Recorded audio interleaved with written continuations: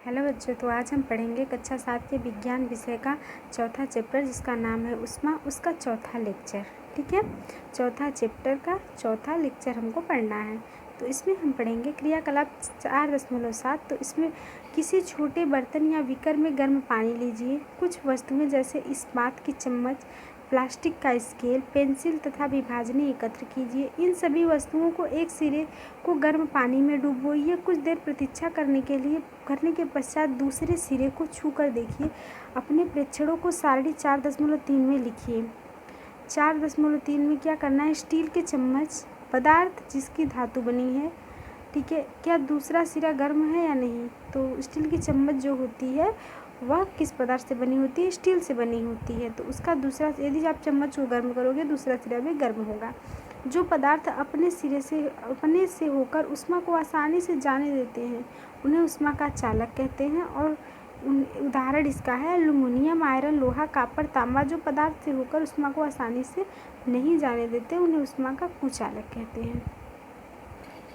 देखिए, विभिन्न पदार्थों में ऊष्मा का चालन। तो इसमें क्या रखा गया? इसमें एक स्केल है, पेंसिल है, चम्मच है। ठीक है, तो जो स्केल होता है वो ऊष्मा का चालन नहीं करेगा यदि वो प्लास्टिक का होगा तो। ठीक है, जल तथा वायु ऊष्मा के कुचालक हैं। तब इन पदार्थों को ऊष्मा के स्थानांतरण कैसे होता है ये पता लगाएं। क्रियाकलाप 4.8 गोल पेंदे का फ्लास्क लीजिए। यदि फ्लास्क उपलब्ध न हो तो बीकर लिया जा सकता है। इसे जल के 2/3 भरिए। इसमें जल 2/3 भरना है आपको और इसको किसी तिपाई पर रखिए अथवा फ्लास्क को रखने का कोई ऐसा प्रबंध कीजिए जिससे कि आप इसके नीचे एक मोमबत्ती रखकर इसे गर्म कर सके। फ्लास्क में जल में स्थिर होने की प्रतीक्षा कीजिए। एक स्ट्रा की सहायता से फ्लास्क पर पेंदे पर पोटेशियम परमैंगनेट एक क्रिस्टल धीरे से रखिए। अब क्रिस्टल के ठीक नीचे मोमबत्ती जलाकर जल को गर्म कीजिए। अपने प्रेक्षण को नोटबुक में लिखिए तथा जो कुछ आप देख रहे हैं उसका चित्र भी बनाइए। जब जल को गर्म करते हैं तो ज्वाला के पास का जल जो है गर्म हो जाता है। गर्म जल ऊपर उठता है और इस गर्म जल के आसपास ठंडा जल उसका स्थान लेने के लिए आ जाता है। फिर यह जल गर्म होकर ऊपर उठता है तथा आसपास के जल फिर इसके स्थान पर आ जाते हैं। यह प्रक्रिया तब तक चलती रहती है कि जब तक सारा जल गर्म न हो जाए। ऊष्मा का स्थानांतरण की इस विधि को संवहन कहते हैं। वायु में ऊष्मा का स्थानांतरण किस प्रकार होता है? धुआं की दिशा में जाता है। धुआं किस दिशा में जाता है? ऊष्मा स्रोत के पास वायु गर्म होकर ऊपर उठती है और इस प्रकार यह वायु भी गर्म हो जाती है। यह प्रक्रिया चलती रहती है। क्रियाकलाप 4.9 में आप विचार की पुष्टि कर सकते हैं। तो क्रियाकलाप 4.9 में एक मोमबत्ती जलाइए। अपने एक हाथ को ज्वाला के ऊपर रखिए तथा दूसरे हाथ को ज्वाला के पार्श्व में रखिए। क्या आपने दोनों हाथों में समान गर्मी का अनुभव कर रहे हैं? यदि नहीं तो कौन सा हाथ अधिक अनुभव करता है? ऐसा क्यों? तो वायु में ऊष्मा का स्थानांतरण संवहन होता है। सावधान, यदि हाथों को ज्वाला से सुरक्षित दूरी पर रखिए कि वह जले नहीं।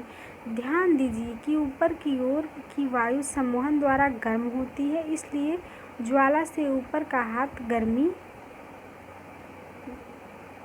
अनुभव करता है। यद्यपि पार्श्व की वायु जो है संवहन द्वारा गर्मी नहीं हो पाती, इसलिए यह वायु लौ की ऊपर की वायु जैसे गर्म नहीं लगती। तटीय क्षेत्रों में रहने वाले लोग का एवं मनोरंजक परिघटना का अनुभव करते हैं, लेकिन दिन के समय स्थल की जल की अपेक्षा शीघ्र गर्म हो जाता है, यानी स्थल के ऊपर की वायु गर्म होकर उठने लगती है। इसका स्थान लेने के लिए समुद्र की ओर ठंडी वायु स्थल की ओर बढ़ती है।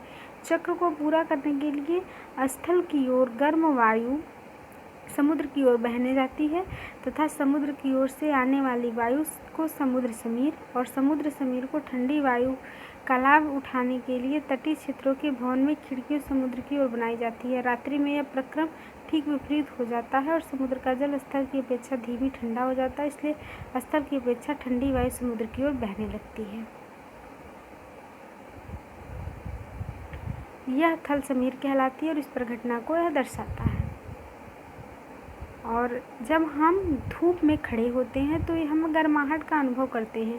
सूर्य से हम सूर्य से हम तक ऊष्मा कैसे पहुँचती है? यह चालन अथवा संवहन द्वारा हम तक पहुँच सकती है, क्योंकि इन दोनों प्रक्रमों को ऊष्मा स्थानांतरण के लिए माध्यम आवश्यक है। चूँकि पृथ्वी तथा सूर्य के बीच अधिकांश स्थान में कोई माध्यम जैसे वायु नहीं है, अतः सूर्य से हम तक ऊष्मा एक अन्य प्रक्रम द्वारा आती है, जिसे विकिरण कहते हैं।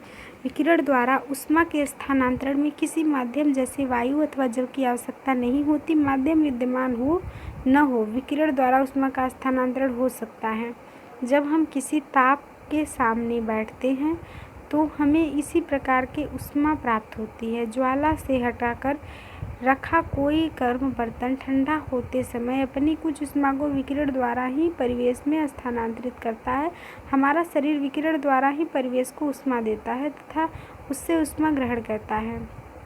सभी गर्म पिंड विकिरणों के रूप में ऊष्मा विकिरित करते हैं। जब ये ऊष्मा विकिरण किसी अन्य वस्तु से टकराते हैं तो इनका कुछ भाग परिवर्तित हो जाता है, कुछ भाग अवशोषित हो जाता है तथा कुछ भाग परागत हो जाता है। ऊष्मा के अवशोषण के भाग के कारण वस्तु का ताप बढ़ जाता है। धूप में बाहर जाते समय आपको छाते का उपयोग करने का परामर्श क्यों दिया जाता है? इस वीडियो में बस इतना ही। Thank you.